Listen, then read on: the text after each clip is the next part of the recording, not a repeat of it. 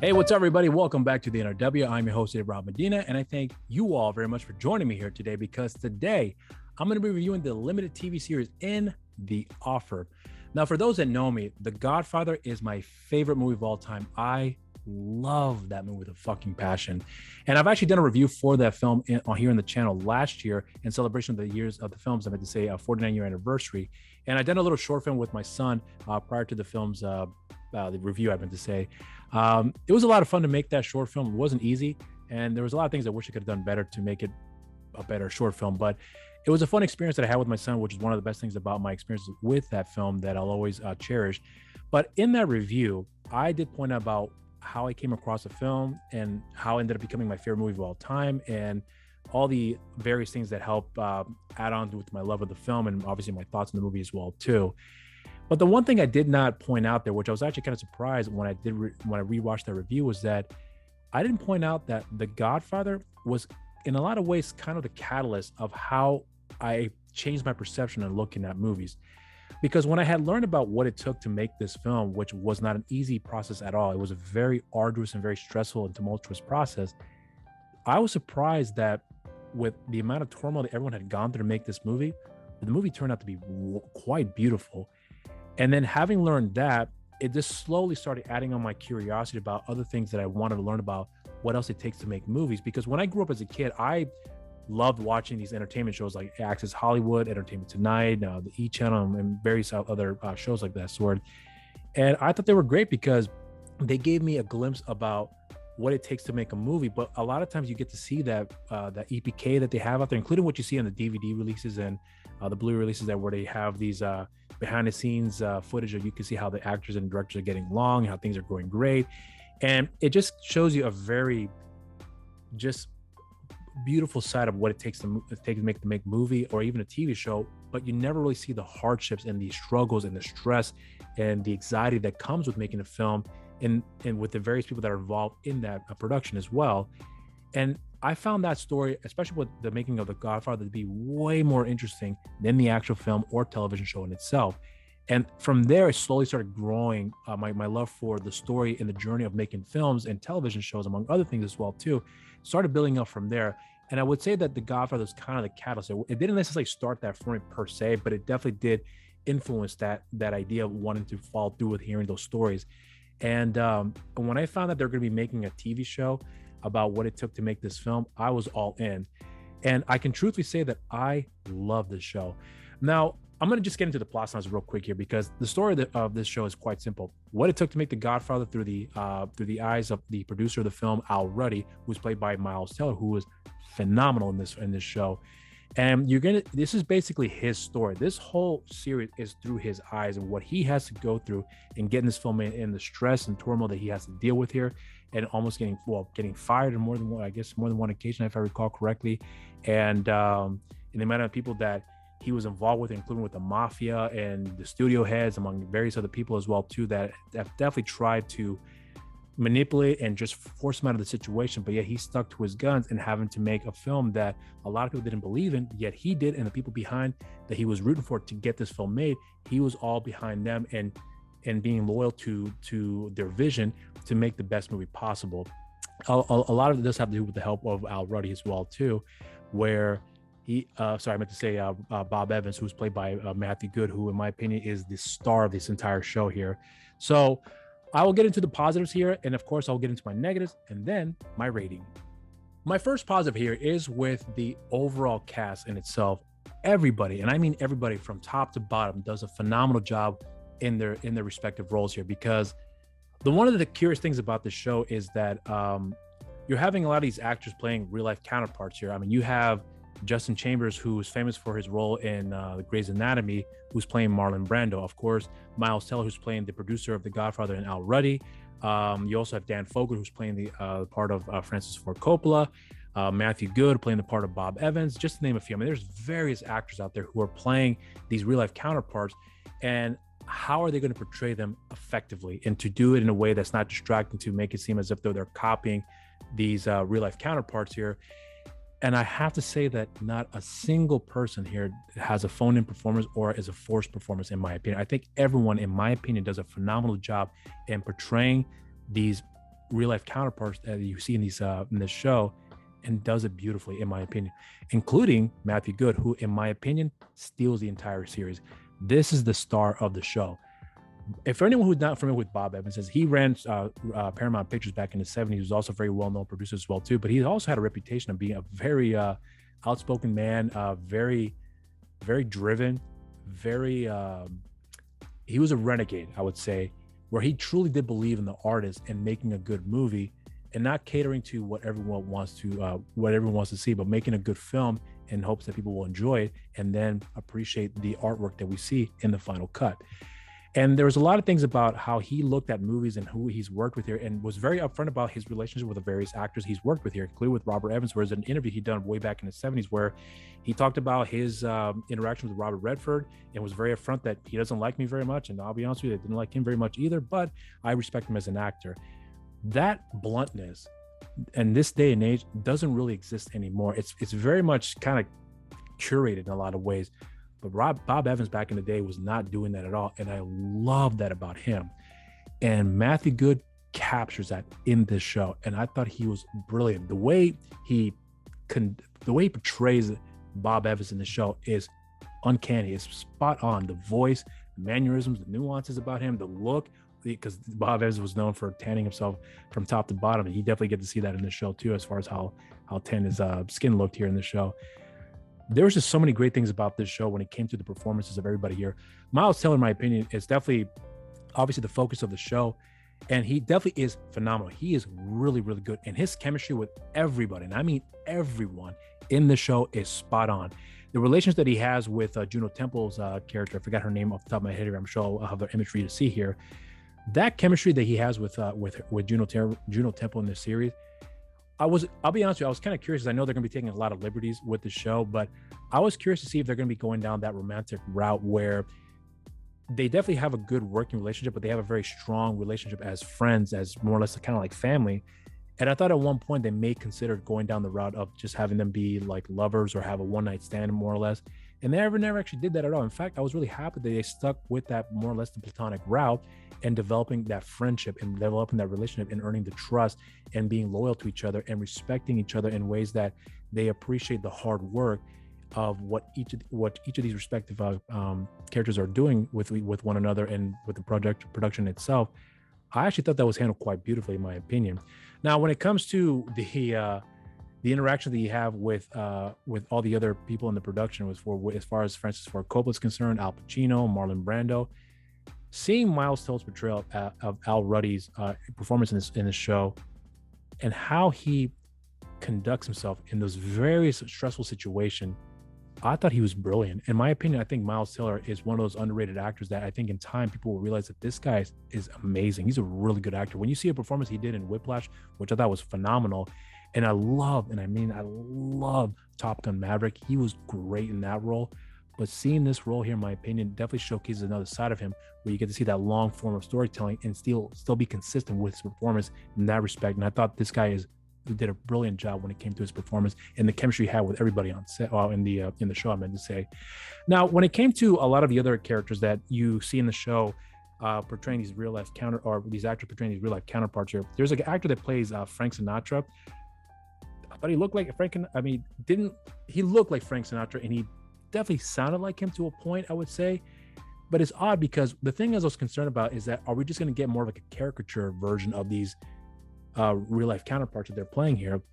And quite frankly, that's not the case at all. I was actually quite surprised that a lot of these actors that are portraying these real life counterparts here, they don't do anything that, as far as I was concerned, that was distracting or took away from my enjoyment of the show. In fact, it helped add on to that enjoyment factor that I took away from the show, that I thought was phenomenal. They made it a lot more fun for me personally, especially the actor who played the character of Al Pacino, whose name escapes me right now.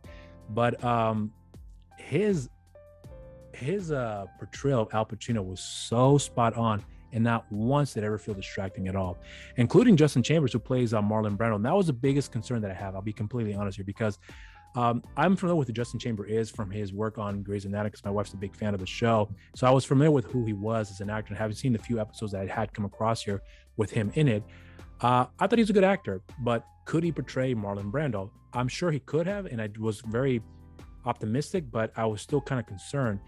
But having seen his performance as Marlon Brando in the show, I got to give it to him. He was really, really good. He didn't steal the show by any means. I thought he was, considering that first shot that we get of him in I think episode 4, if I recall correctly. And I just thought he was amazing. The way that he spoke, the way that he carried himself, all those little nuances about Marlon Brando. If you see Marlon Brando do an interview back in the 70s and you see his performance, Justin Chambers' performance as Brando in that era, it is uncanny in my opinion. It was pretty spot on, I would have to say.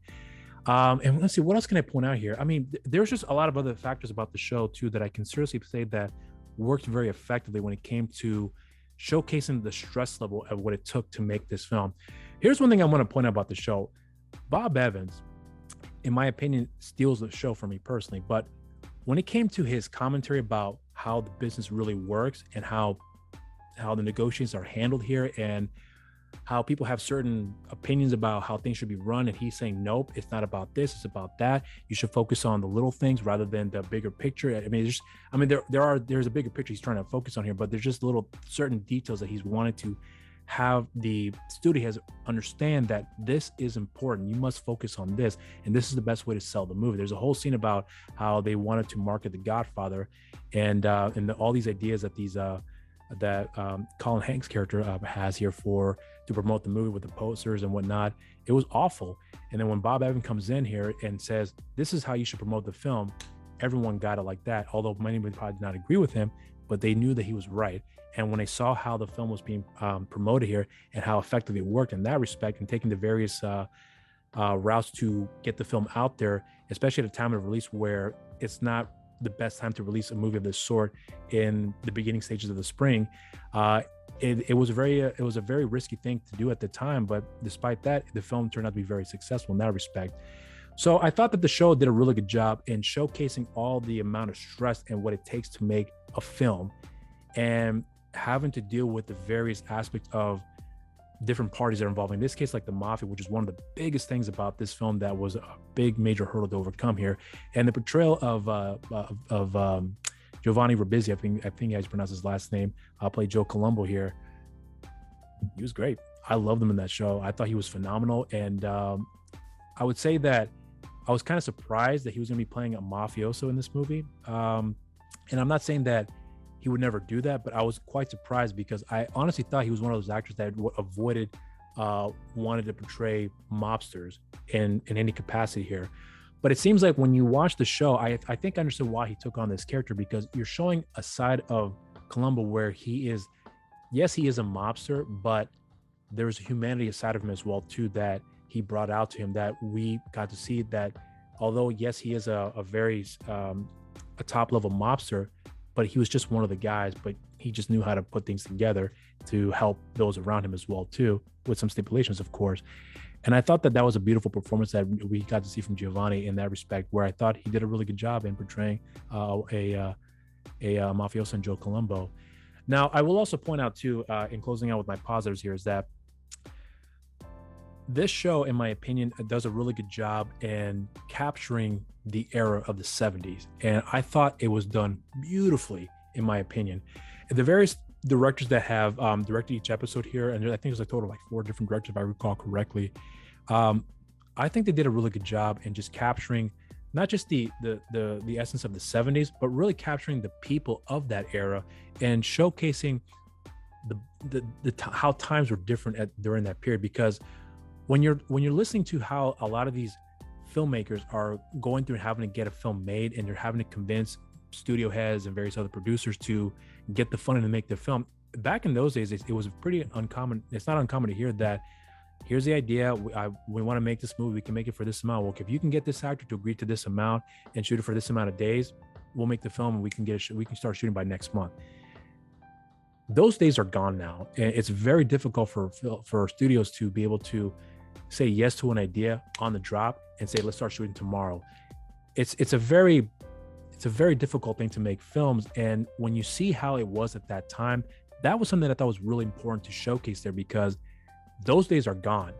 And I'm not going to say that, it was the best way to go about it here, but it was definitely a risky thing. And in a lot of ways it did pay off, but sometimes it didn't. And that's just the nature of the beast here. But I thought showcasing little moments like that in the show to showcase what it was like at that time when it came to what it took to make, what decisions are taken to make a film of this sort, and having to convince the very other people to keep funding the films in hopes that the film will turn out to be successful. In this case, like The Godfather, which all paid off at the end of the day, I thought was handled quite beautifully in my opinion. But that's going to be the end of my positives. So now let's get into my negatives.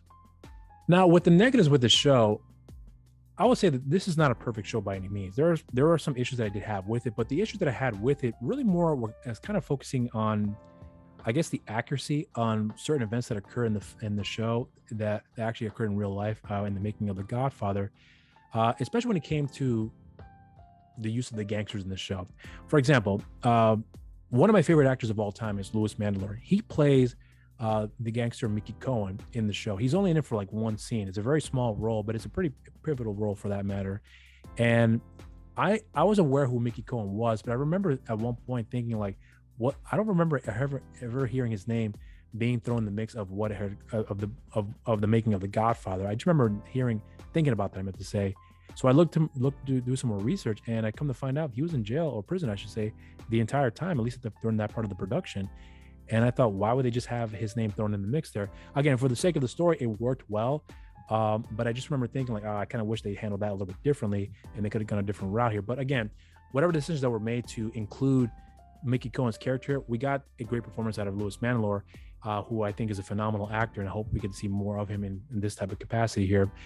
But when it also came to, for example, the part of the house where the wedding scene takes place in the beginning of the movie, if you do your research, the mafia was never involved in that respect. In fact, it was a family out in Staten Island who agreed to allow the production to shoot the wedding scenes and various other scenes in their house and on the property, and nothing to do with the mafia having to convince them to allow the production to use their house for the filming. There's various things you have to do to kind of work around that here. It's probably just a lot easier just to condense and say one guy owned it, didn't want to participate in the production, and the mafia said, you got to do it or else. So I think that route was the easiest way to go here to try to tell that story. And I thought it worked effectively, but I remember seeing that, I was like, that never happened at all. So when it came to some of the inaccuracy of the show, I wouldn't say it bothered me, but I remember thinking like, they really could have stuck with the real story, but I understand the reasons why they made those decisions to take these liberties and condensing various stories that was actually a lot more complicated. So I understand why they had to go down that simple route and try to make it digestible for us to be able to go on to the next beat here. So I think in that respect, that was the only real issue I had with the show. I will also point out too that when it came to like the handling of Francis Ford Coppola, that was one character that I really thought we were gonna get a whole lot more focus on, about his struggle and his turmoil that he had gone through making The Godfather. Because when you hear his story and the various other people that talked about how Francis had, what he had gone through, it's quite fascinating. But again, the story focuses on Al Ruddy's experience in making The Godfather, and everyone else is more or less in the peripherals in a lot of ways. So I understand, not getting a whole lot of time with Francis in the show, but I honestly would have liked to see at least a whole episode dedicated to him and seeing his experience. But then again, it may have taken it kind of would have just changed the momentum of the show if that would be the case, because this is a limited series here. So there was just a lot of things that I felt like could have been handled differently, but I'm not against the decisions that were made to tell the story for the show here. But yeah, that's pretty much it with my negatives here. So now let's get into my rating. I love this show. I thoroughly enjoy the show a great deal. I would go back and revisit the show and watch it over and over again, because there's so much about the show that I think you have to just keep watching it and focusing on other details that you may have missed the first time around, second time around, that you would pick up more and more again the third, fourth, fifth viewing here, because there's so much about the show that happens that I couldn't really absorb everything that was going on there, that it was just so much to consume. And going back to revisit it again in preparation for this review, there was so much that I'd taken away from the show that I didn't notice the first time around when I saw it. So there's a lot that I love about the show.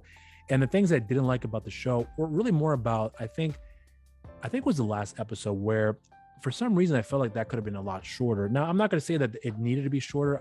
I just remember thinking the first time around that it could have been shorter. And then watching the second time around, it wasn't crossing my mind in that respect so much here. But again, upon rewatching the show, which I'll be doing so on more than one occasion here, I think I'm going to come to appreciate the show and what they were trying to go for here in terms of what the story that they were telling, and just purely enjoy in that respect there. But overall, though, when it came to telling the what it took to make The Godfather and the hearts that it went to making this movie, this show did a really good job in showcasing that. And to do this in a TV series format, I think was the best way to go about telling this story. Because I do know that at one point they were going to be making a film about the making of The Godfather, where they had Oscar Isaac to play Francis Ford Coppola, and Jake Gyllenhaal was going to be playing Robert Evans. And I'm not saying it's not going to work out. I do still hope that we get to see that here, but who knows? After the release of the show, I'm not even sure if they're going to consider doing that into a feature-length film now. But regardless of that, though, seeing it in this capacity here, I think worked very effectively for people to get a full understanding of how difficult it was to make this film. And yet, despite the hardship that everyone went through to make this movie, we got a beautiful film to come out of that here. And that's why I was so interested about this story. And I hope that people have a different view on what it takes to make films, and give them a different perspective about how they look at movies, especially if they didn't like the film. You know, I hope they would come to understand that maybe they went through some hardship and would like to know what that's all about here. So I hope that does change a lot of people's perspective on how they look at films and television shows, among other things as well too, when it comes to creating something. But for me, as far as my rating is concerned, I'm going to say this show is a solid cheers. And those are my thoughts on the show. If you have seen the show, let me know what you guys think in the comment section down below. And if you haven't done so already, make sure you subscribe to the channel, make sure you share, like our videos, and hit the notification bell while you're down there. And also follow us on the social media accounts as well too. On Instagram, New Release Wednesdays, on Facebook, Nerds Rule the World, and on Twitter @the NRW. And you can follow me on my social media accounts. On Instagram and Twitter, Mr. Rob Medina, and on Facebook, simply just Rob Medina. And I have a show on the channel called You're So Cool with Rob Medina, and you can follow the show's social media account as well too. On Instagram, You're So Cool with Rob Medina, and on Twitter, You're So Cool with WRM. And I want to thank you all very much for joining me here today. Until next time, stay safe out there, and cheers.